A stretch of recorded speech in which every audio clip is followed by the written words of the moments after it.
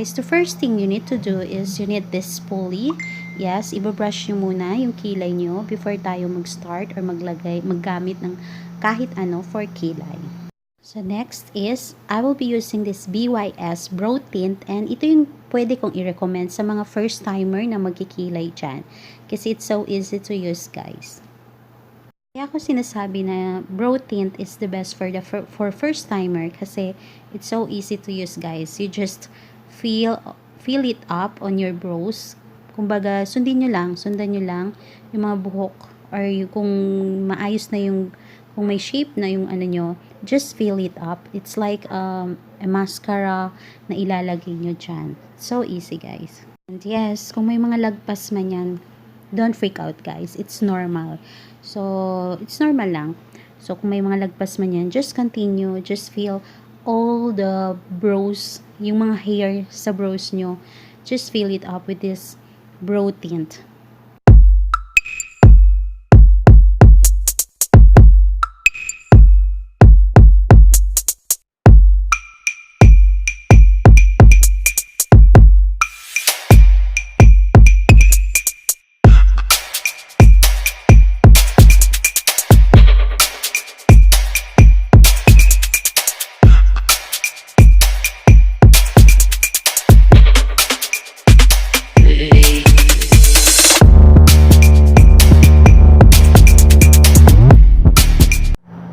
Kukuha kayo ng, ayan, ng any concealer na meron kayo dyan. Tsaka dapat may brush kayo na ganito yung medyo, pasensya na medyo marumi.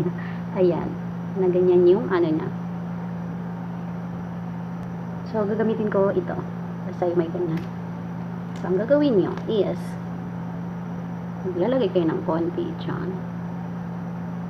Konti lang, para pang linis lang dito sa kilay. So, ayan.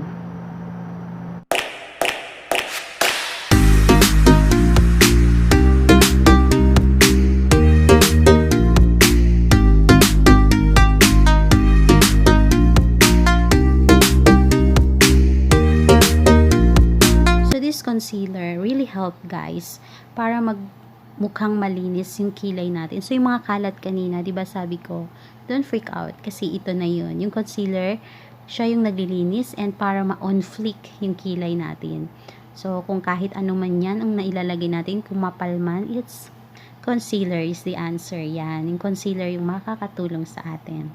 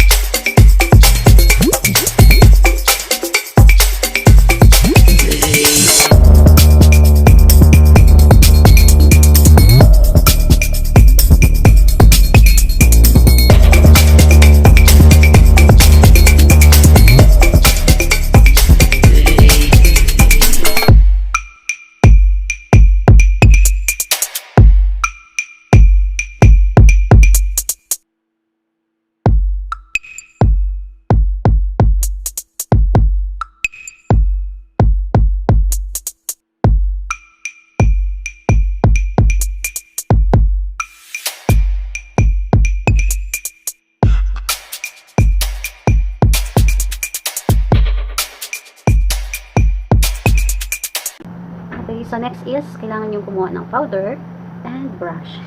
Kasi, ito. So, yan, powder. Cut nyo dyan. Yan.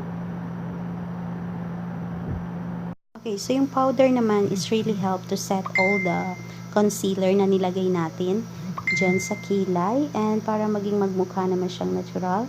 And para pang matagalan, 'di ba? Kahit pagpawisan nyo is still kilay on flick pa rin tayo.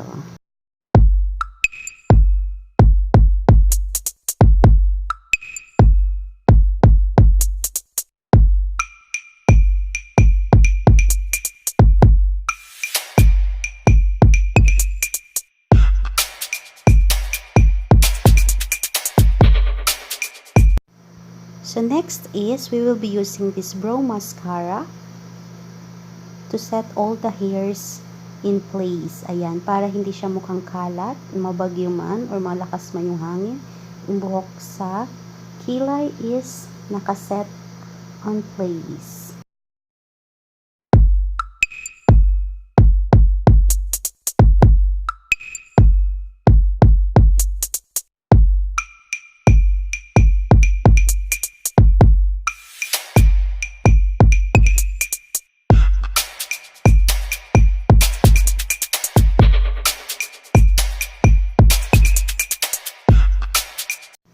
So that's it, guys. So if you find this video helpful, don't forget to comment, like, and share. So again, guys, please subscribe on my channel and hit that notification bell para ma-notify ka every time nag-upload ako ng video. So again, guys, thank you so much, and muchas gracias and mucho besos. Love you all. Mwah.